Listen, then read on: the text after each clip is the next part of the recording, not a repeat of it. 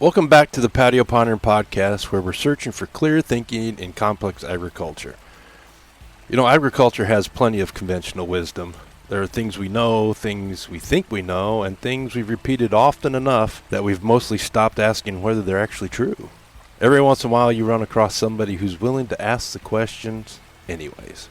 My guest today is Ryan Martin, and Ryan has an interesting vantage point from which to ask those questions. He's a weather expert, he's a marketing expert, he farms with his wife at Blue Bottle Farm south of Warsaw, Indiana, and he sells corn seed with his sons. Ryan and I don't always see things the same way. More often than not, we do. In fact, there are times I hear one of his opinions and think, Ryan, I'm not sure I would have said that out loud. But that's also one of the reasons I've wanted to have him on this podcast. There's one other reason. Before there ever was a Patio Pondering, Ryan was one of the two people who told me I ought to start one. So 99 episodes later, it's probably about time I invited him on the patio. So Ryan, welcome to the patio. Thanks for having me, Jim. You know, you started it off and mentioned clear thinking, and I'm like, dear heavens, why did you bring me on then? If you're looking for clear thinking, probably not this guy. And you know what? You said, I've said some things, you're like, man, I wouldn't have said that. That's my MO. I tend to say a lot of things that people wouldn't say, and sometimes it gets me in trouble. More often than not, you know, Jim, people just want to hear truth sometimes. You're right. Well, Ryan, I hit with two barrels. Sometimes it's a 12 gauge and sometimes it's an elephant gun, but you've never seemed particularly afraid of having an opinion that runs against conventional wisdom. Have you always been that way? Oh, I don't think so. I think I attribute a lot of it, Jim, to just getting older, spending more and more time in this business and this industry, and having, I've had a lot of conversations with farmers, with grain traders. I try and learn anywhere I go and anybody that I talk to. I want to come away with something that I learn. I think the time that we ever stop learning is the time we might as well just give up and just go ahead and go to the grave, because that's what we're here for. That's the reason why I started farming it's been 7 years ago now. Wanted to get a little bit of an education, wanted to back up some of the things that I've been saying for years. So I always want to learn. I always am having conversations with folks, but Jim, you sit down at a coffee shop with a farmer and what goes on there? Yeah, there's a lot of BS. There's a lot of guys talking and telling fish stories, and things like that. But at the same time, if you cut through all of that, the underlying thing at the coffee shop is 9 times out of 10, there's truth being told. People are talking about things that they want to talk about, and you get outside of that. I don't know why, and this is attributing it to getting older. I guess my filter is a little bit looser, or I'm getting closer to have no filter, like people say about older folks. But I just am tired of having to pussyfoot around things sometimes. Now, look, it doesn't mean you have to be completely ridiculous about how you go about saying things. You need to be open. You need to be able to listen, because look, if you're going to be spouting opinions, you got to be prepared for somebody not to see your opinion. You got to see where they're coming from. It may not change your side of things, but at least you got to be open to it. And I think that's what's lacking a lot in some other folks and generations that come. We're all about one opinion and nothing else matters. I'm not there. I oftentimes end comment with, this is just one guy's opinion. I might be wrong. I'm probably not. But, and we just go from there. It's just a lack of a filter, and tired of beating around the bush when we all need to talk about things and not play different games and hide behind different things. So is it good to be that way? I think so. I think it's good to always have truth. You have to be open for your truth to be to change. You may have to rethink some things when confronted with other evidence, but at the beginning, it's better to open your mouth and have people know where you stand, rather than be quiet and people think that you're stupid. So that's a different spin on the phrase that we all heard from growing up, but that's where I'm at these days, I suppose. Well, as you've heard in my podcast, I start with an idea, and usually it gets sidetracked pretty quick. So we're sidetracking. Right. I think this is a record at 5 minutes.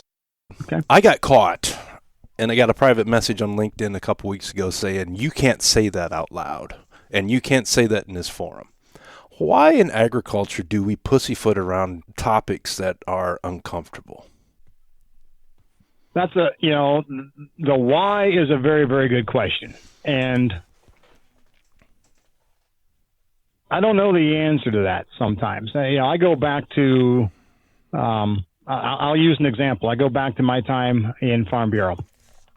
I was a county president, and one of the things that I didn't like about having to deal with things in that way is, I understand wanting to control messages, and it makes sense at a corporate level that, if you are working for a corporation or something like that, you have to, that corporation is trying to cultivate a message, and whether you think it's right, whether you think it's wrong, whether you don't care, it's there. Now, do I think that does a disservice sometimes to those in agriculture? Sure, it can, but it's understandable. But if you're not associated with a corporation or something that is trying to guard a way that they're doing business, in my mind, then why not? We can't solve complex issues.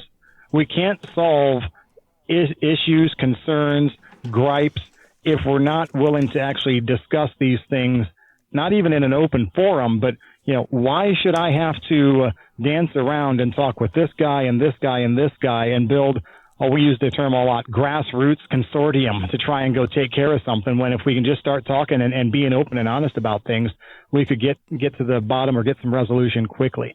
So I don't know why we pussyfoot around so much. I don't know why we get, quote, butt hurt so much at times, or we have to deal with people getting butt hurt over certain things that we talk about, but that seems to be where we are. And, until we can man up and deal with things, and until we man up and handle those private messages and say, look, where are we going with this?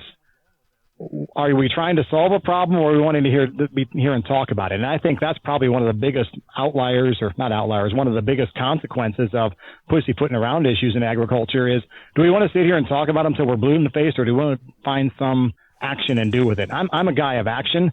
If you want to just talk about something, that's great. Leave me out of it. I don't want to just talk about it and, be back here 5-10 years from now and talk about the same damn thing. We either need to do something about it or just give up. Figure out that it's going to be the way it is and move on. We're not going to solve anything by just talking. Do you think consolidation in ag affects our ability to be truthful about ag? Possibly.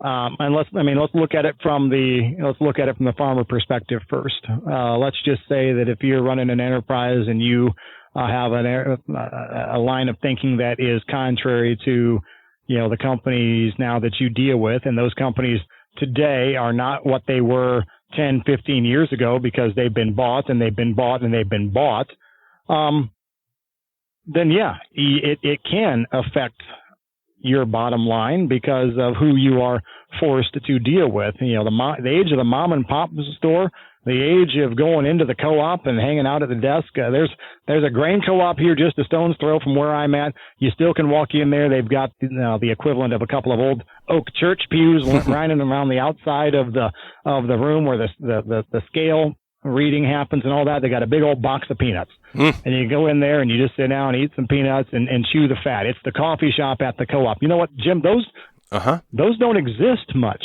anymore. And you can't do that at some of these co-ops that are, well, not co-ops, the businesses that are now owned by multinational organizations. And so I think the consolidation has hindered, but what it also has done is it's driven a lot of, inward thinking, a lot of isolation. And you know what? The upcoming generation does seem to like that more. I've dealt with farmers that are a couple of generations behind where I'm at now, and they are the ones that really don't want to talk to anybody. They want to do something through an app or this, that, and the other. And so I think that right now, ag is at an inflection point where, yes, the consolidation probably does hurt the truthfulness and things like that. But as we shift into generations that are more wanting to work through things like apps and look at it differently rather than just sitting down and hashing things out and talking, maybe that's where I'm. Maybe that's where I'm the dinosaur in this whole thing, just spewing things and spewing opinions and wanting to throw things out there. The world probably is going to be a heck of a lot different in 20, 30 years, the way technology is moving. Your move from straight weatherman, I know we were talking beforehand, you were in Kansas, to working more directly or hand in hand with farmers, has that affected or opened your eyes to being more opinionated and sharing the truth about ag?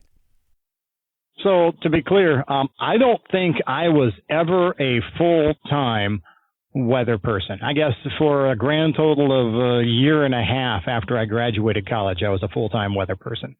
I started out of college out at AccuWeather, and that was straight out of Purdue. I was out there for a year and a half until my dad died. And then from that point on, I came back here. Yeah, I had my hands in weather, but I've had my hands in agriculture in some way, shape, or form since then.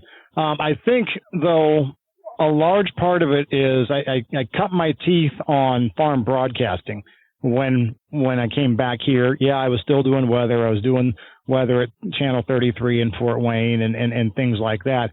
But I needed something to pay the bills, and I got into broadcasting on the ag side. And multiple years, over the years I was doing farm broadcasting, I talked with sitting senators, I talked with congressmen, any mover and shaker in agriculture I talked with, and I asked questions to. And I developed early on, you could ask the questions that those people wanted you to ask. You could ask the questions that their handler told you they expected you to ask. And if you ask those questions, you're going to get the answers that they have canned and ready to go. And, I developed through that farm broadcasting career in multiple places, and that was out in Kansas, that was here in Indiana, multiple places. I didn't want to ask the questions that everybody else asked because everybody's asking those questions. For example, what's the buzzword that hit last week across all of agriculture? Oh my gosh, the Senate didn't pass the Farm Bill. Well, did anybody think they were going to pass the Farm Bill? And bless your heart if you did, but honestly, it was no better than a 50-50 shot anyway. So all the questions from the ag media were going to be as to the why. Well, we all know the why. Ask other questions, but you can't get to asking those other questions unless and until you build a relationship with people and either a staffer or you spend some time with that congressman. Out in Kansas, I drove around in my pickup truck. I got very exclusive opportunities. They didn't last any more than 5, 10, 15 minutes, but if there was an opportunity to drive Congressman Jerry Moran, now Senator Jerry Moran, around from one place to the other in my truck, I'd do it. Pat Roberts was in my vehicle multiple times as I was driving him from one end of the Kansas State Fairground to the other. And it's those times when we're not necessarily on the record. I wanted to ask questions that are not necessarily on the record because I wanted to know what the truth of the matter was. So it's not necessarily dealing with farmers or dealing with weather or anything like that. It really comes down to what makes us work as people. Jim, it comes down to the relationship. And so I definitely will spout opinions sometimes, but I'm more likely to spout opinions when I know and I have a relationship with someone that I'm talking about, and I can trust that they're going to push back if they need to be pushing back and not if they don't. And now I'm starting to just kind of push that out into a bigger picture. But it comes down to the relationship. You can't ask the questions and find out what needs to be known and be put out there if you don't have an expectation of somebody's going to tell the truth to start with. And I look at farm broadcasting as the thing that actually did that, because I saw how everybody else asked the same questions and got the same answers. And so all stations are running the exact same story. And we don't need that. We don't need the exact same thing over and over. We need somebody to be truthful and honest. And that way when the farm bill fails and doesn't get passed, first of all, no one's really shocked. And secondly, all right, so what's it going to take to get this done? And what do we need to do about it? And those are the talking points that people should know about and then be able to go back and their constituents talk to their congressmen about. But are we training up-and-coming ag media to either develop those relationships or have the wherewithal to ask those questions? Probably not. I mean, let's be honest, probably not. You look at the communication schools and colleges. You look at the role that marketing plays in so many things right now. And again, it's crafting messages. So probably not. Go back through history in media. Who are the great interviewers? Who stands out on the wall on the Mount Rushmore of interviewers? And this is not necessarily my Mount Rushmore, but I'm just going to. Barbara Walters. Everybody used to talk so much about Barbara Walters interviews, and if you got to sit down with Barbara Walters, and she wanted to talk to you, what did she? She asked questions that were not necessarily the norm. She was willing to follow tangents. The great newscasters came in with a business-like approach, telling it like it is. They weren't necessarily renowned for their interviews, but they still had a tell it like it is approach. And I just don't think that we're seeing that. I have not sat in a journalism class. Well, I've never sat in a journalism class, but I haven't sat in a communications class in a college level or anything like that in years, decades. But based on what I see coming out, I'm definitely not blown away by interviewing skills to ask questions when you come out. What skill did Barbara Walters have, and Walter Cronkite, and even before them, the Ernie Piles of the world going way back? What skill did they have that I don't think we're cultivating? Well, I think first of all they put in time to study, who they were talking to. I really think that they knew exactly what a person would say on the standard issues, and they would then, I think they possessed the key to, the key to it was to listen to an answer that somebody says and use that to then springboard to the next question. So many times interviewers want to come in with a list of questions. And look, the people being interviewed love it when you have the list of questions. Okay, it would have been great, Jim, if you would have sent me over a list of things that you were going to ask today, and I could just be sitting here with my piece of paper, and you ask number one, I check that one off. Number two, I'm going to check that one off, and all the way down through. But that's not an interview. That's not a discussion point. Now, why don't we do that? Why don't people want to talk that way if they're being interviewed? Because we are in a media stage now, because we're getting to what's media about? Interviews in the past was about the story, about the person. News in the past was about the news. News today is about the advertising revenue. Interviews today are about the advertising revenue that comes in to pay for these things. So therefore, anybody that's being interviewed, in the back of their mind, has to have the concern that there's going to be the gotcha moment. What if I throw something out there, or they throw something at me that I answer wrongly, and then my image gets bad? It's the gotcha moment and all of that. So everybody wants to be so prepared. And that's why, look, I'll go back to the thing. You got a private message and said you can't bring that up. Why? Okay, well, why can't you bring that up? Well, that was the gotcha moment. So now you're left at a crossroads. You're sitting here thinking, well, should I really have not brought that up? Was that my gotcha moment? Am I going to lose this, and this? And that is the concern, that there's going to be some kind of gotcha moment that is going to cause problems going forward. I think the greats of the past were living in and working in a different era where news and information was being looked at and gotten because of what it was, news and information, not the monetary reward that is behind it. Everything is being monetized for advertising revenue, and the social media conglomerates now are only pushing us more toward that. Any kind of news that pops up on any social media event, it's about clicks. That's why, look, if we're going to talk about social media clicks and things like that, it's time to bring up everything else everybody brings up with me all the time for giggles. Corn sweat, polar vortex, all of these stupid buzzwords in meteorology. Why? They're getting pushed up there so that people get clicks on. I saw a new one yesterday, Jim. Do you know we got corn flies now? corn flies, corn bugs. Oh, jeez. It's just the regular old hoverfly that you and I have known since we were, knee-high to a grasshopper ourselves, and I knew them as sweat bees and all, but now they're corn flies. Why? Because some meteorologist once clicks on his page because he's now deemed something else a corn, this, that, and the other. It's all about clicks. It's all about marketing. It's all about revenue, and that's why it suffers. For my listeners, I did not tell Ryan anything we're going to talk about, but he's tracking with a little bit of my opinion. So let's get back to your comment about those great interviewers. And the one word that you said is the word I was hoping you would say, and it's listening. Yeah. What? Why?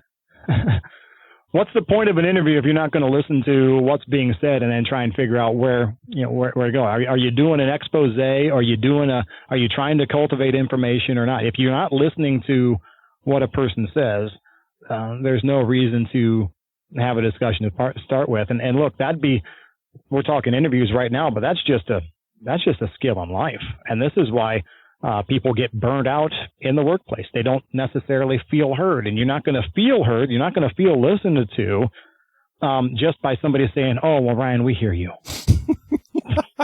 Well, okay, then do something. I don't need to be told we hear you. Just like, Jim, if I responded to every question that you asked me in this interview so far, like some people do, well, Jim, that's a great question. Oh, no, Jim, that last question stunk. But nobody says that. But it's a taunt thing. You talked about university and what they teach right now. I think the communications classes now, if you need to stall and fill time or whatever, the very first thing you do is either repeat the question back to the person as it just was said, or say, Jim, that's a great question. The question may have been awful. I don't need patronage at this point in time. I want you to listen to what I'm saying, decide whether it's worth a crap or not. And if it's not, fine, we can move on. But people so often now feel like I don't think they're being heard in the workplace, in life. They're not feeling heard. The consumer doesn't feel heard. Why are we all so gripey about different prices here, there, or whatever? We're getting taken advantage of, and you're not hearing my plight. Your plight. Nobody's listening to anybody's plight. Now, do we want to hear complaints all the time? Absolutely not. But not being heard, not being listened to renders so much in life useless, and interviews are much the same way. I think listening is a skill that we are not cultivating.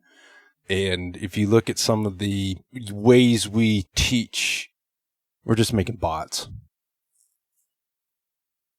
Is that what we want? Is that I've heard a lot recently of how we're needing to, with the rise of AI, everybody needs to know their space, and we are just going to be this is our bot here to do this. We've got our AI bot over here, but our job is this, and we're segmenting things more. So is that the goal? It probably is. Do I want to live in a world like that? No, I don't. So as you listen to farmers and you're filtering things, how has your view on what the farmer is doing wrong changed as you've listened over your career? Oh, you're going to try. See, this is my gotcha moment. Jim's going to try and get me in trouble because this is tough, because there's a lot of truth that should be said that, probably should not be said in a forum like this, because it lumps the word farmer lumps so many people together. No one's got it 100% right. But some guys are really screwing up in this area. Some guys are really screwing up in this area. And the biggest complaint that I have with farmers in the ag industry right now, and the main area that I think I've seen my ideas change, is when I started doing things in agriculture. I mean, I go back to one of the reasons why I wanted to pursue ag meteorology. My byline says, at an early age, I did the weather on the PA system in 5th grade at the elementary school, and I was hooked. And as I got older, I just wanted to tell farmers when to cut hay, because when you get right down to it, it seemed like every time we'd cut hay at home, it'd rain on it. I think we made 1 or 2 perfect batches of hay over my entire teenage years at the house. It sucked. I guaranteed you the way to make it rain is for the Martin family to cut hay. That's just the way it was. And so I got into this and wanting to help farmers and weather and all of this kind of stuff, wanting to help because I felt that farmers, didn't have the tools. If they just knew, or if I could help just a little bit, that would be so good. But I don't think that's the case anymore. We have all sorts of tools, and my thoughts on the way farmers do things now is, I guess I've become a little bit more jaded because everybody has a sob story to tell, or everybody thinks that they're doing things absolutely perfect and are trying to present an image that just is not right either, because things go wrong on the farm all the time. No one's a perfect marketer all the time. No one hits the weather windows right all the time. Nobody has equipment that never breaks.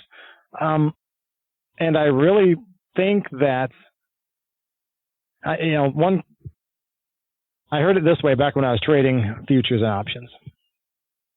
Farmers want to hit the high of the market. They always want to sell at the high, the highest ever of the crop year. They want to hit the high.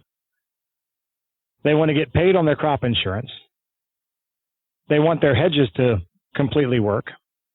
They want, and there's 4 or 5 other things that all counteract each other. If a hedge works right, if you're putting your hedge on right, you should end up being upside down on the futures if you are way up on the cash. But they want both. They want their puts to be right. If you want to pay money for puts, they want that money to be worth something. They want the puts to pay off, but at the same time, they want the cash price to go up. Well, you can't have both. And that's probably one of the most frustrating things in the way that I've changed in farm. I think at this point, you could throw an entire toolbox at this ag industry, farmers in the ag industry, including a toolbox that had a tool in there you use only one time every 15 years. It's like these crazy. In my toolbox, I've got a pair of pliers that has a cable on the end of it that is made to compress some spring deep down in an engine compartment. I got it once because I needed it, and I have not used it since, but it's in my toolbox. You could throw that kind of toolbox at the ag industry, and I still don't think we'd get it right and be able to be successful because of other things going on. And it's a hard truth, but I just feel that we're beating our heads against the wall sometimes, and it probably goes back to the fact that we don't listen enough. We don't listen enough. You can pick this stuff up. You can pick up ideas from wherever. Mm-hmm. You can pick up ideas all over the place. I guess it's not that we don't listen enough. What we hear a lot of times is, well, I don't know why you're having blah, blah, blah. Just do what I do, this, blah, blah, blah, blah, blah. And this worked for me. Because this worked for me, it should work for you. I love when you trade in futures and options. Back in my years of doing that, there's that phrase that if you worked for brokers, you had to put on any kind of informational piece you went out, and it was something to the effect of, past performance is not indicative of future results. Just because it worked before, it doesn't mean it's going to work this time. But yet we don't ever talk about things like that, even in issues that are as benign as cover crops in agriculture, cover crops and row crops. Oh my gosh, there are so many opinions on cover crops, and all of them come down to, well, what I did, what this guy did, what this guy did. And very rarely can you find somebody to come in and tell you what you should do. And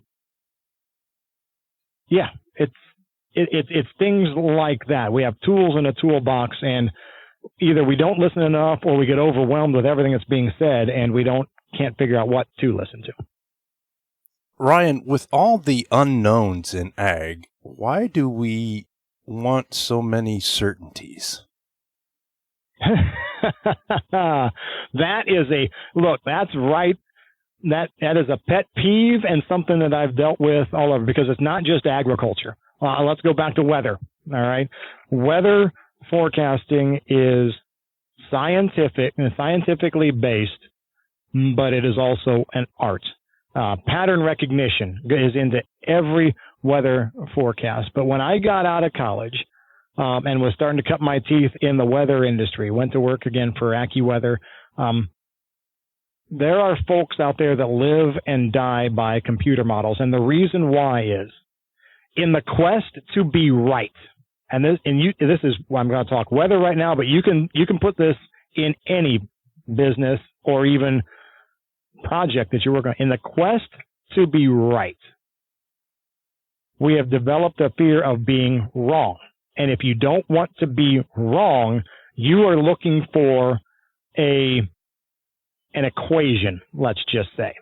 We want to, in weather, if you don't want to be wrong, you want to be able to put together A plus B equals C. If I have this and I have this, this will be the forecast result that I can tell you should look for. They want to make it an equation, and it's so much more than an equation. And what's really stupid about that is if you look at the base of meteorology, this is where I can go back and sound really intelligent when I'm not. But honestly, meteorology is solving 7 different equations with 7 unknowns simultaneously. It's differential equations in linear algebra. So you've got the three fluid dynamic equations, the vectors for winds, you got the thermodynamic equation, you got the density equation, you got 2 others, whatever the hell they are. But you solve all 7 of those and all 7 of those unknowns simultaneously, and boom, that's weather. All right, it's math when you get right down to it, except for the fact that that's what computer models do. They do that, and it shows you data for every certain period all the way out through, 2-3 weeks or whatever. But people take that as the gospel truth for what the weather forecast is going to be, when it's so much more. It's a science, but it is also an art. How is this moving? What are we seeing in certain parts of the country that are going to make this mathematical equation change just a little bit? But we're in the quest for being right, Jim. Everybody wants an equation that they can plug in, set it and forget it, to use the old Ronco electric food dehydrator talk. Set it and forget it. A plus B equals C, and there we go down the line. And Jim, that's not life. We can't put A plus B equals C into our life and run with it, because there's going to be something that comes along. And it's going to throw that equation. It's going to say, yeah, I know you want A plus B, but how about instead of B, I give you X minus Y squared and the square root of 3 on that, and put that in and tell me what the answer is. That's life. We can't live it by an equation, and I think that's what's so frustrating. And I saw it in weather, and now I see it everywhere else. We want to put A plus B equals C into our farming. We can want to put A plus B equals C into our kids' high school athletics. That's part of the reason why people are paying thousands of dollars every summer to have their kids end up with a $500 scholarship to play JV basketball at some place. A lot of good that club ball did you over the years. We're looking for that A plus B equals C, and it's never going to come. It's never going to come. So you're a professor at a local private university, and you have your own children. How are you trying to cultivate their comfort in the unknown or being wrong? I don't like the word comfort. If you're comfortable, you're not growing. And now, how do we teach them it's okay to be wrong? That's difficult, because in certain things you don't want them to be wrong. But anytime that, in my own kids, let's just use that for example, anytime that there's been disappointment and things have not gone well, and there's anger, there's tears, there's whatever on their part, and some point in time, if the screw up was big enough, there's anger on my part. But you always have to go back. We've lost the idea in the quest to not be wrong. We've lost the idea in the fact that you can learn more from failure than you can from success. Because if you learn from what you learn from success is, well, what I did this time worked. And again, past performance not indicative of future results. That doesn't mean that if you do the exact same damn thing again, it's going to lead to success again. But what we do know is if you learn from failure, if you learn what you did wrong and everything that went in, you can learn tons more from failures than you can learn from successes. And so that's why in my college classes, I grade hard. And if somebody's answers just are absolutely awful, look, these are awful. That's the way I coach the track team that I coach. If you go out there, I don't care whether it was your best effort or not, just because you put your best effort in doesn't mean we should all stand on the sidelines and clap and say, oh, that was a great job. No, that it was awful. You got to get better. And we got to learn from what these failures show us, figure out what that is and go. You don't have to be mean about it. You don't have to be abusive, but at the same time, call failures what they are and then transition immediately into, what are you going to learn from this? What are you going to do to not make this happen again? And that's where I can come alongside my kids, the kids that I have in college, anybody else. You can come alongside and say, here's what I see went wrong. Here's what I think you should focus on. But then you also got to turn around and say, am I right? Or what do you think? What do you think happened? And you can learn more. Again, we heard this before. You learn more from failures than you do from successes. And you have a better chance of not replicating a failure than you do of replicating a success. It's supposed to hurt. Failure's supposed to hurt. Oh, yeah. But how do we reconcile failures in ag in particular when there's so many unknowns and you could do everything right and it's still wrong? Well, then again, you got to look at your definition of what failure is. All right. So drove past my corn last night. Okay. We just had this massive wind gust come through. And in the back of my mind, I'm like, oh, what's going to happen this time? When drove past the cornfield, sure, some of it's laying flat. Okay? Not as flat as it was in 2021, but it's laying over. And the very first words out of my mouth, my wife was in the car, and it was just short of an expletive. And I'm like, damn it. Come on. And she was the one who's like, well, but if you look farther out there, past the hedgerows, which, by the way, the hedgerows is where we had our planter failure. That was a planter failure. Well, it's an operator failure, but that's where we did have an issue, and we had seed just was pouring out on the ground. Well, of course, those stalks are maybe as big around as my index finger. Those are the ones that blew over. You got out to the ones that were spaced right, and that corn's standing. And she was the one that's saying, take a look out there where the corn really is fine. So, is it a failure? Or is it not a failure? We did everything right. Well, actually, we didn't do everything right, but it's one of those things where you have to be understanding that just because you didn't get your anticipated yield, just because you planted and you fertilized for 240 bushel acre corn and you ended up with 175, is that a failure?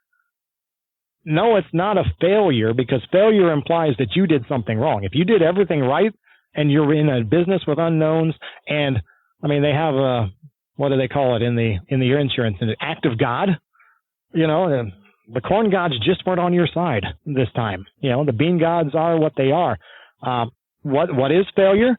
Failure is when you spray 3 times and you still have water hemp that's 6 foot tall in your corn. Okay, that is a failure. A failure of water, failure of something. That's failure. We have to look at things in the right way. And a lot of times in agriculture, guys look at things that if it's a failure if everybody else's corn around them they perceive to be fantastic and theirs is not. We do too much looking at our neighbor and trying to keep up with the Joneses in agriculture, in my opinion. Oh boy, you might have just broached another subject that might get us into trouble. It's going to get you into trouble, not me. There you go. One of the things that frustrates me about agriculture, particularly row cropping, it is the only business that I have been involved in where advertising is frowned upon. Your own advertising? Yes.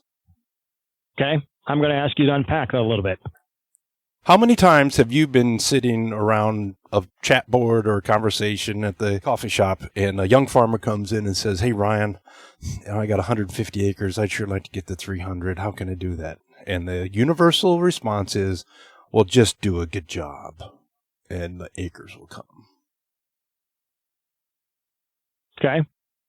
You go to that local co-op that's trying to get more bushels, and you just sit there and the merchandiser's told, just do a good job and you'll find more bushels. What do you think the co-op manager is going to tell that merchandiser?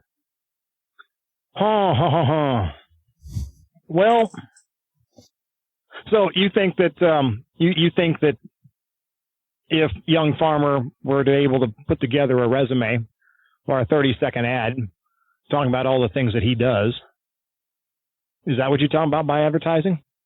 Look at me, this is what I do? Yeah. We expect it from our seed corn dealer. We expect it from our herbicide dealer. We expect it from the John Deere dealer. But when a farmer does it, it's frowned upon and viewed as horrible business practice. Well, right. Because when you go down, I mean, let's go with the expanding acres thing. Let's table the finding more bushels if you work for a local co-op. Let's go on the acre side. Where there are a finite number of acres available in agriculture, right, Jim? We're not making new acres. Every acre that's being farmed right now is being farmed by somebody, right? Mm-hmm. So, in order for that acre to change hands on who's farming it, something has to happen between the person that is farming it now and the landlord. And what can those things be? Well, first of all, the landlord can want more money and the farmer doesn't want to pay it. And so it's up to be able to change hands. Or the landlord decides they want to do something different. They want to concentrate on, being more of a steward of their land, going from a till it every year kind of setup to one that maybe uses some more conservation practices. But something has to happen on the part of the landowner, the landlord, that makes that acre change hands. But the problem is there's a relationship there to start with. And so one of the reasons why it's frowned upon on the, quote, advertising side in this part of it is, look, if I have a relationship as a seed salesman with a guy and I've sold him seed, and over the years I've managed to be able to sell him 100% of his seed needs, and somebody else comes in and starts talking to the farmer and tries to woo him away, presenting their suite of stuff, can they do that? Yes. Will I be pissed at them at the end of the day? Probably. Because you're messing up a good thing. I got a good thing going here, Jim. Keep your dirty seed out of my farmer's mouth. I got a good thing going here. So it's back to the relationship side of it. But if you really, at the end of the day, and I really hit on something that is key. When I just said that, I said, I got a good thing going, Jim. You get your dirty seed. You stay away from my guy. Okay? Who is at the forefront of that? Who's the focal point of that relationship then? That's me.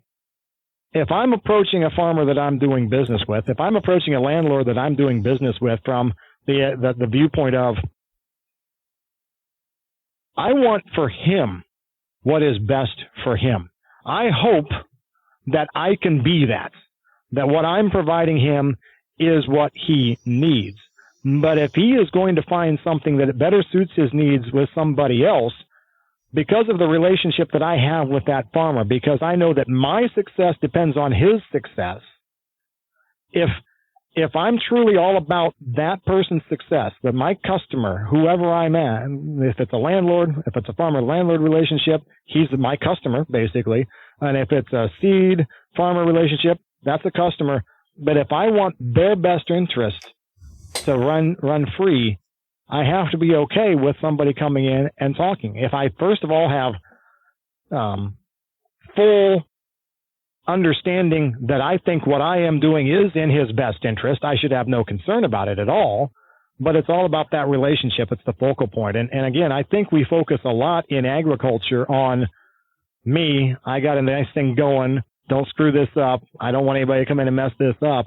Where at the same time, it really should be about our customer at the end, whether that's the landlord, whether it's about, and this one's a hard one to swallow, but the grain company that we do business with, or the co-op where we have to buy our fertilizer from. We don't feel like we are the right side of the equation there, but we've got to kind of change the way we think, because everybody has to think with the success of the other one in mind in order to continue to have this go long term. And we don't do a very good job of that in agriculture. We really don't. Shoot, we can't even stop arguing between corn and beans, or I guess it's not corn and beans, but between row crops and livestock. We can't get on the same page there, and it's all the same. We're all trying to make a living off the land. So, how has your opinion on those relationships changed now that you actually are dropping seed in the ground and you've got your high tunnel, so you've got skin in the game on the farm from a farmer side? So it's I have developed a much more keen understanding of the need of having good neighbors, and by having good neighbors, being a good neighbor yourself.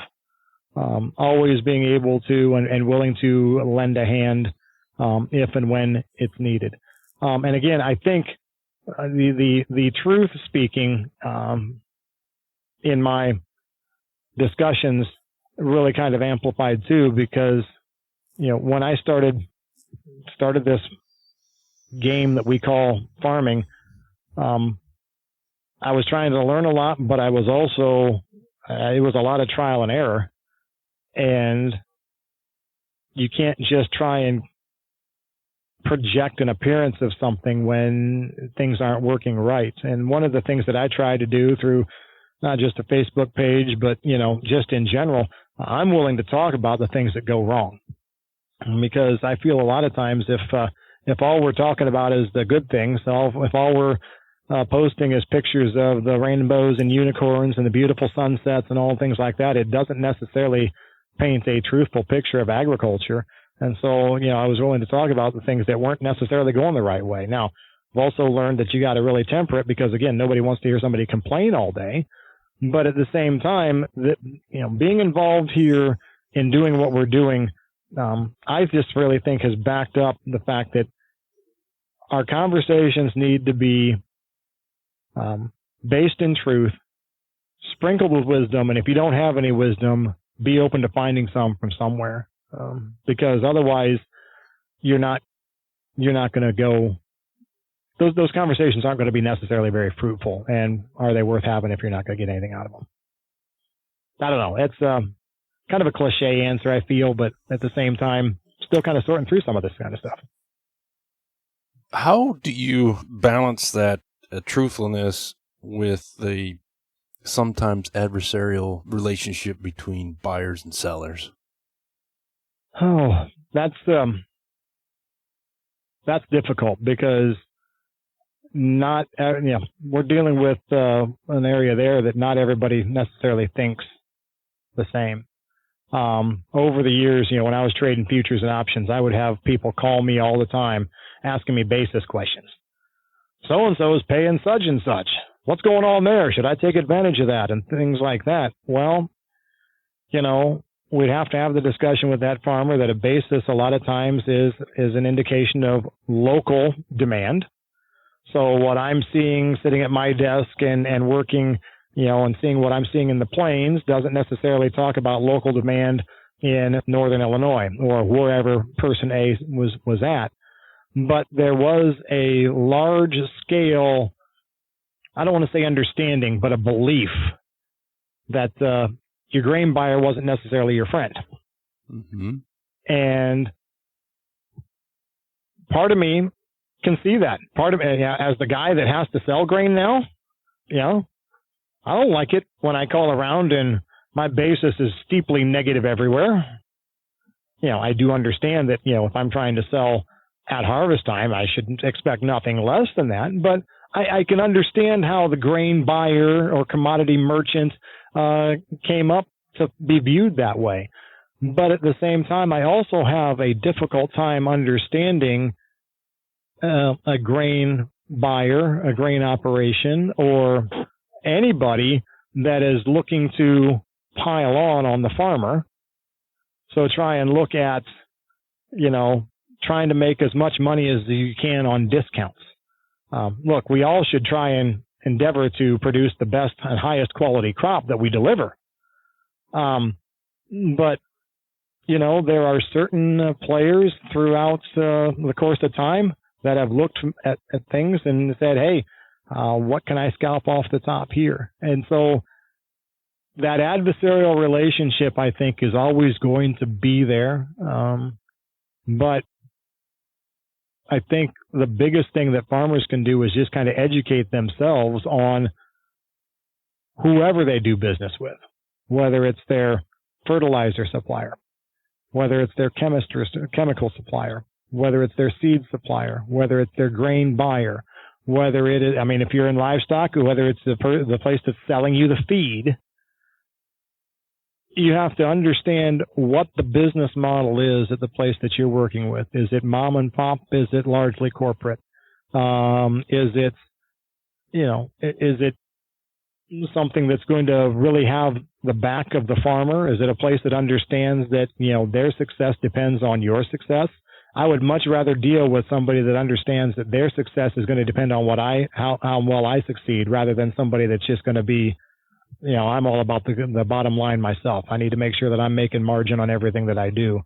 And we don't do that a lot. We have to look at what is required of us. You know, is it worth chasing an extra 2 cents on this, that, or the other, or a discount here on this, that, and the other, if it means giving up certain kinds of information? In the grocery business, we've all acquiesced to this pretty quick. You have a Kroger card. I have a Kroger card. Everybody has a Kroger card. We've decided that it's worth getting an extra bag of cheese for $1.49 in order for Kroger to know exactly what I buy every time. You know, my wife will know if I buy a 24-pack of Pepsi that I shouldn't be drinking. I shouldn't have caffeine or soda or whatever. She'll know if I buy it at the Kroger, because inexplicably we'll get a coupon for a 24-pack of Pepsi in a mailing coming up. Why? Because they're keeping track of everything we do. So we've acquiesced to it in the grocery side. Are we going to do that in agriculture for this program or that program? We as farmers have to do a lot better job at looking at the whys behind the things that we do. And it can't be just, oh, the farm economy sucks right now, so you know what? And if anybody's going to give me an extra $10 an acre on something, I'll be open to listen. Buyer beware. I think your talk about relationships is big, and as we change the magnitude of some of our suppliers and customers. I delivered some corn that was 19% late in the season, and that corn hit the elevator and went right into the blending bin into a rail car that was going to the southeast. The game is you pay discounts on it, whatever. They made money on that because they blended it right into the dry corn. And there was no discussion with my merchandisers that, hey, I'm gonna help you out on this discount because we're blending it. It's not going to the dryer. That's the game. And you and I know that's the game. We accept it. But sometimes it'd be nice to get a little pat in the back and say, yeah, I'll give you that penny. Right. Well, and again, you the key phrase that you said there, that's the game. We know it's the game. Okay, so then it comes down to, all right, well, if you know it's the game, what are the terms of that game? Okay, what are the things that make it so I have to play this game by those rules? And then what can I do to change or manipulate those rules? And sometimes the answer is nothing. You know, look, if it was late season corn, I know that you're not blessed with the biggest amount of space. So is there something that you could do on that one? Probably not. But I know plenty of guys that have figured out ways to also game the system. It's a little bit of work, but I can blend this 19% with somebody else's 14% over here, and then I can take it into this way. And then the question is, all right, well, those are the ways that I can manipulate those rules. and make it, and try and level this playing field a little bit, but it's going to cost me. It's going to cost me the opportunity cost of finding this auger, that auger, running 2 tractors, blending this, that, and the other.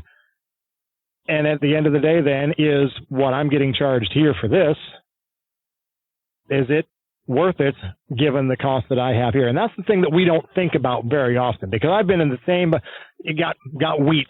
I had some wheat. I didn't cut a lot of wheat, but I had some wheat, and, you know, it was dry-ish. Wasn't probably dry enough, but it was dry-ish.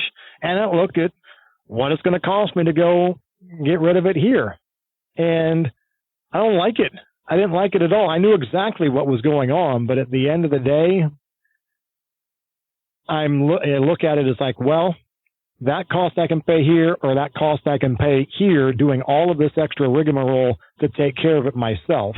And this goes back to the age-old thing that farmers 9 times out of 10, that's probably too much, 7 times out of 10 probably don't charge themselves freight to drive a truck to deliver grain or to pick up feed or whatever. They're not charging themselves for the time that they sit behind. They charge themselves fuel, because that's something they have to charge. They have to put the nozzle in the tank and fill up, but they don't charge themselves for their time. And if we start to value ourselves, if we start to value ourselves in agriculture the way the rest of the business values us, or puts value on the things that we do, then all of a sudden some of these things that hurt, you know, getting charged for this, you know, to take it to the elevator, makes a little bit more sense, because if I got to pay myself to do it, I wouldn't pay myself to do it either. I'd just go dump it.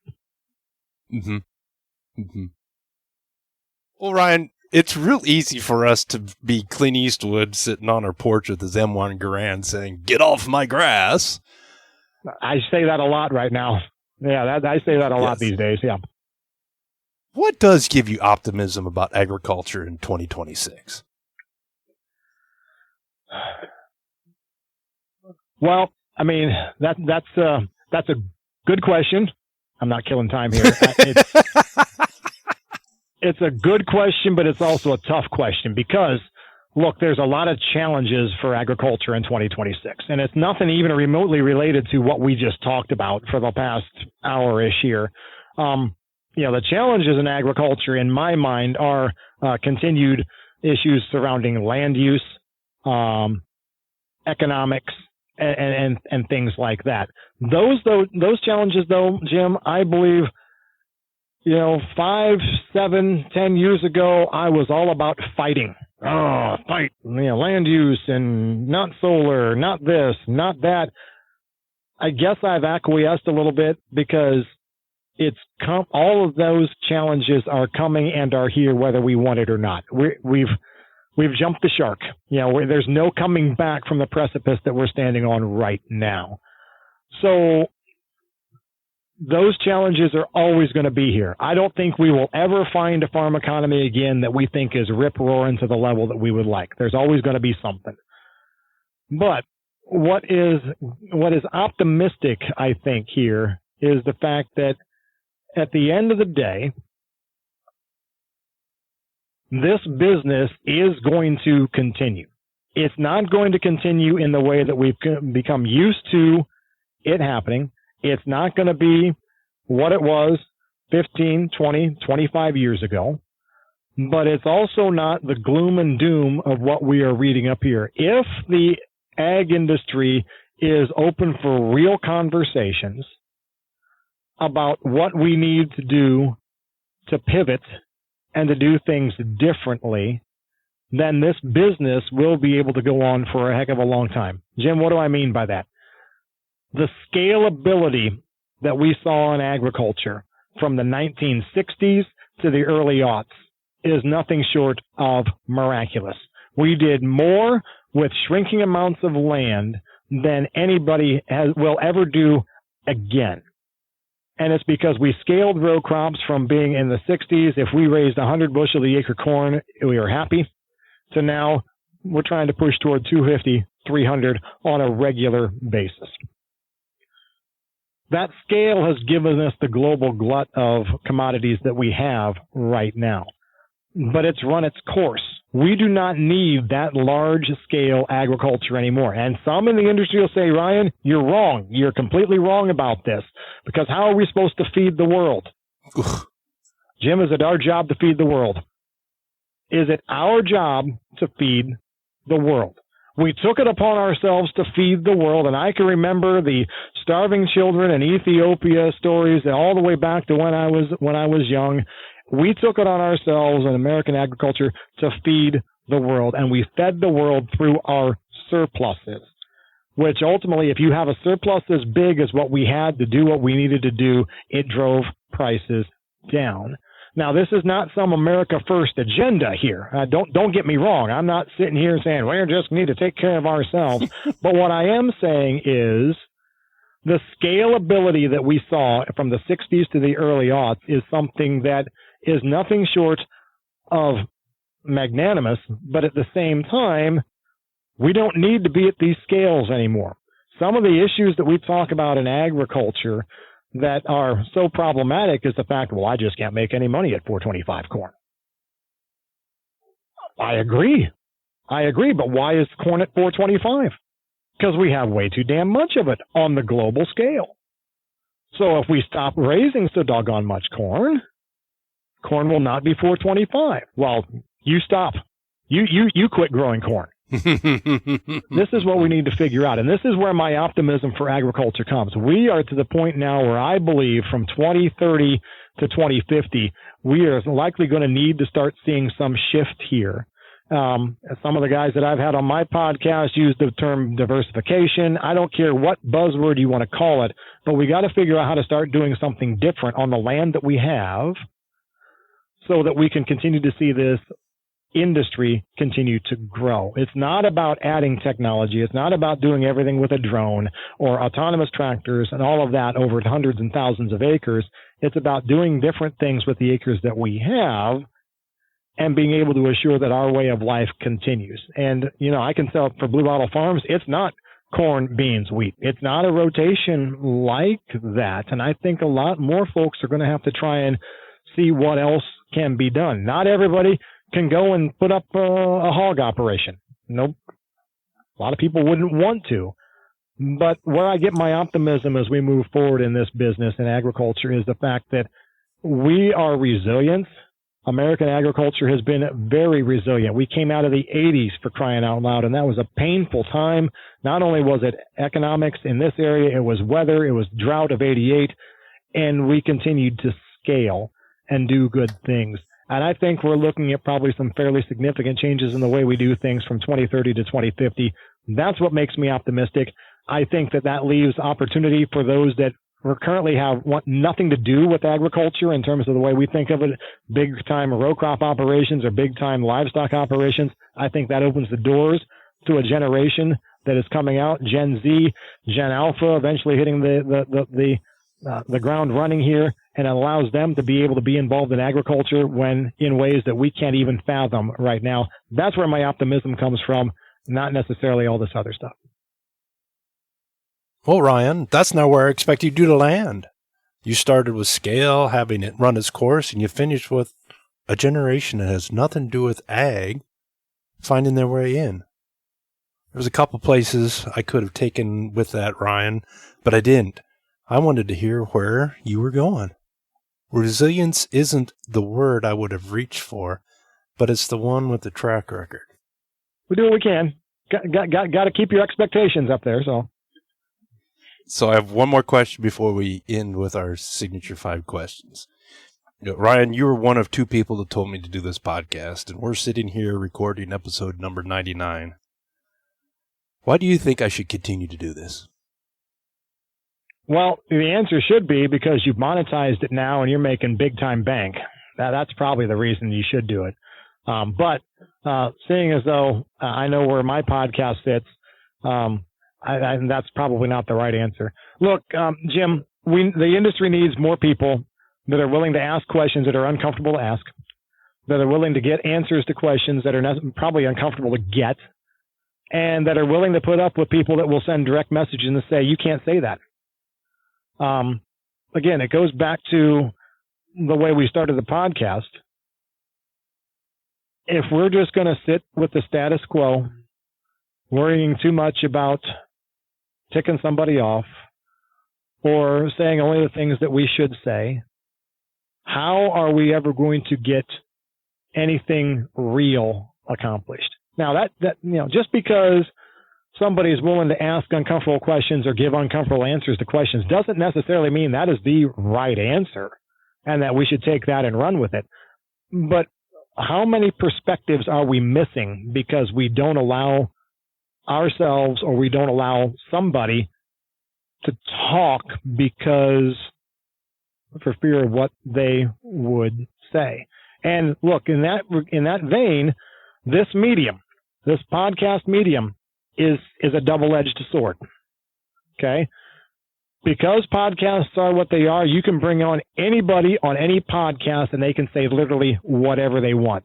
I am not a huge podcast listener myself, mostly due to the fact that, podcasts are very niche. And you can get people on podcasts that are just saying the absolute most ridiculous thing. A lot of times they're doing it to try and get advertising revenue. You're going for the clicks again. And it's just crazy. So podcasts, you can have a podcast, you can say whatever you want, and there'll be somebody that listens to it.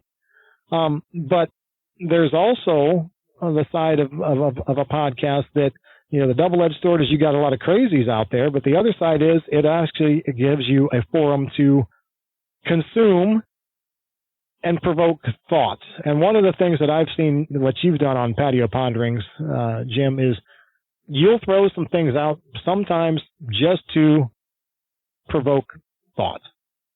And it may be, I don't agree with that. That you made me think about it a little bit, and I think you're wrong. And I don't have to tell you if I think you're wrong. That's the beauty about this. On my podcast, I generally solicit people, if you've got some thoughts, share them. But that doesn't necessarily mean you have to share them. If I can impact somebody through a conversation to just have them think and either solidify in their mind what they're doing is right, or maybe think about a couple of things to change. If you're just invoking a little bit of comment to change a thought or provoke some thought, that's what it's about. Because otherwise, we don't just walk through life thinking about things all the time. Certain people walk through life not thinking about much of anything, it seems. So provoking thought is one of the main reasons for a podcast and for conversations like this. Get people talking, and if they don't talk with you as the podcast host, maybe they're talking to the coffee shop. Maybe they're talking something. Maybe this sows the seed for somebody that doesn't have anything to do with what they're doing right now, but 5 or 6 years down the line, they can think about this conversation where I said something or you said something. It's like, you know what? I heard some guy talk about this one time. You know what? Now it makes sense. That's why you should keep doing the podcast, Jim. If you're really wanting to try and provoke some thought, you're doing it. I love the way you summarize that as provoke thought. And I think that's a great summary of what you and I are trying to do out here, speaking into the ether. It's not because, well, in my case, it's not because I want to. There's that saying, opinions are like assholes. Everybody's got one, right? So yes, if we're going through life, we should have opinions on something. And the problem is that most people think, that the phrase for most people is, opinions are the be all end all. My opinion means I'm right on this, mm-hmm. And opinions are made to change sometimes. Some of them won't, but some of them are. And if you're not open, I had this discussion with my son. My oldest son just graduated high school this past year, going to be going on to college. And he, very opinionated young man.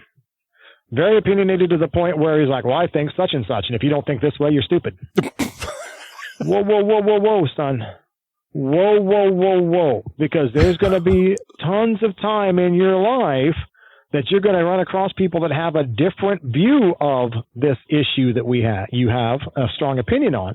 And I'm not going to sit here and tell you whether your opinion's right or wrong, son. It's your opinion. This is your reality right now.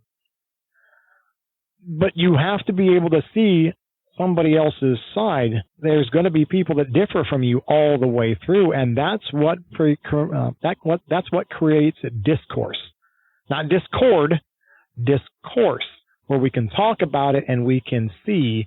And that's what we are not seeing right now in our political system. We have discord, not discourse.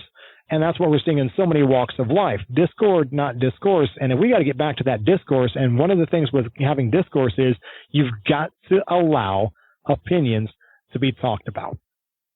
Even if they are stupid, even if they're absolutely stupid, you have to have somebody talk out there before you can actually have discourse on why that opinion is stupid. Or maybe it's not as stupid as you think it is. Who knows? Discourse and provoke thought. I love that. So on the thread of provoking thought, let's jump into our last 5 questions. All right. Are these rapid fire or what? These are rapid fire. So what's one lesson from ag you carry with you every day? Every day? Well, regularly. Let me come back to that one. What's next? If you could have coffee with any historical figure in ag, who would it be? In ag? Oh, okay. Well, I've met him. I've talked with him on the phone multiple times, but I can't ever say I sat down and had coffee with him. Great conversationalist, guy that has a great perspective on agriculture. Former Ag Secretary John Block from the Reagan administration. Would love to sit down and have coffee and pick his brain for about an hour and a half on what he saw in the 80s and how it translates over to where we're at today. What is one quirky or unappreciated thing about ag more people should understand? Well, congratulations, Jim. You've made me speechless on 2 out of 3 questions so far. Quirky or not understood thing in ag that people should understand more. Well,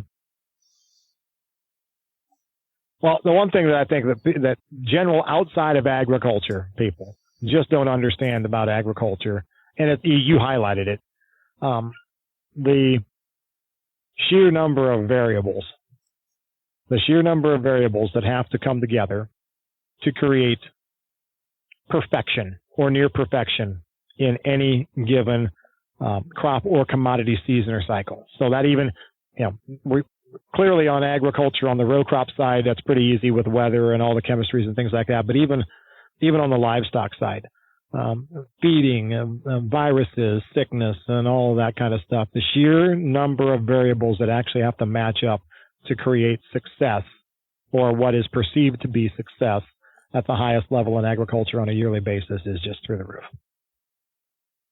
And I don't think people understand that. What is your favorite ag-related tool, product, or innovation?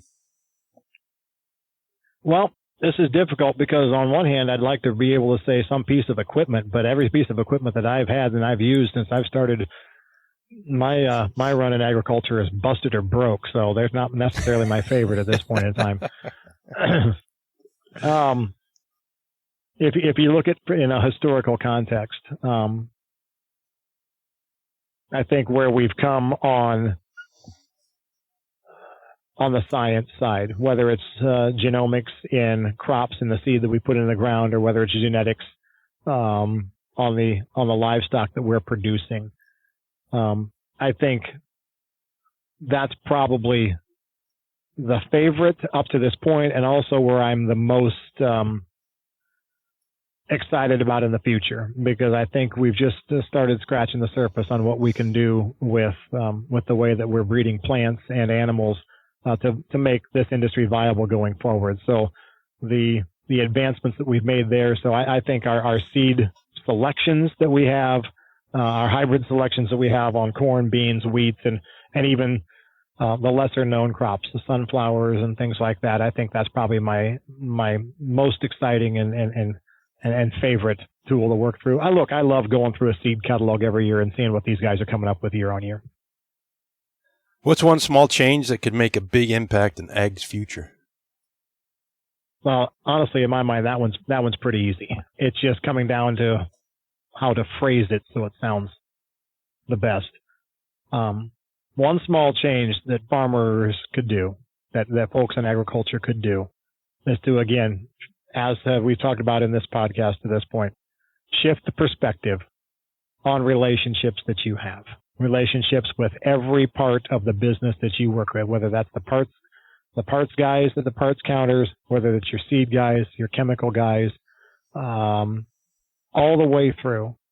Shift your thought processes on relationships and shift from being a what's in it for me to how can I help you succeed. If everybody is going about their business in agriculture concerned about whether the other guy is going to succeed or not, Jim, everybody is going to succeed beyond their wildest imagination. Now, where that breaks down is the one guy that is still stuck on his goal, his monetary reward, his whatever. That guy will ruin it for everyone. And so my urging for you would be, don't be that guy. We'll go back to the first question. What is one lesson from ag right. you use regularly? So the one lesson that I use regularly in agriculture is, again, that kind of goes back to the last one. And I'm glad that you asked the last question, because that's one thing we need to change. But this is a lesson, too, that piggybacks off of it. Treat others the way that you would want to be treated. That's the lesson that's in life, but it's definitely in agriculture as well. That's the only way that these relationships can grow and foster, is if we are treating those in this business the way that we want to be. If we want that extra penny at the grain elevator, we're not going to get that extra penny at the grain elevator if we think the grain buyer is always out to get us and we treat him as such. I'm not saying that you did, but at the same time, if the only time we ever talk to the grain buyer is when we're expecting him to give us an extra 1, 2, 5, 10 cents, it's probably not going to happen. But if we're talking to that guy regularly, understanding what he's doing, hey, maybe he farms too. Maybe he doesn't farm. Maybe he does such and such. But if we're only reaching out and doing things when it's on our schedule to do it for our best interest, then we're probably not going to ever see it come around the other way. So that is a lesson. Again, it works in life. It's a lesson that I try to instill in my kids in things outside of agriculture, but I don't think we think about it much on the farm. Ryan, you have offered a perspective that I expected you to give to us, contrarian, with glimpses of some truth, and I appreciate that, and I hope my listeners appreciate the perspective you have and where you're coming from to try and provoke thought. Yeah, and that's what it's about. Provoking thought is really, if you're not thinking, if you're not contemplating things, you really need to try and figure out how to start doing that, and that's what this is about, Jim. Yes, that's why we sit here and we ponder on the patio. So thanks again, Ryan, for being guest for episode 99 on the Patio Pondering. Thank you, Jim.